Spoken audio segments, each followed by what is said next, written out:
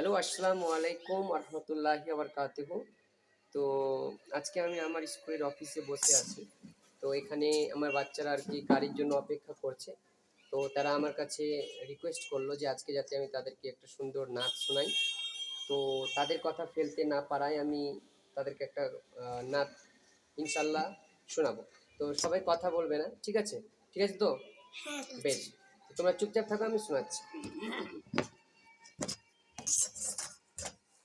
মেহেরবান, তুমি মেহেরবান, মেহেরবান, তুমি মেহেরবান, মেহেরবান, তুমি মেহেরবান, মেহেরবান, তুমি মেহেরবান। আমি পাপী গুনাহগার, তুমি ছাড়া কে আছে আর? ক্ষমা করো ও গো প্রভু, তওবা করি বারে বার।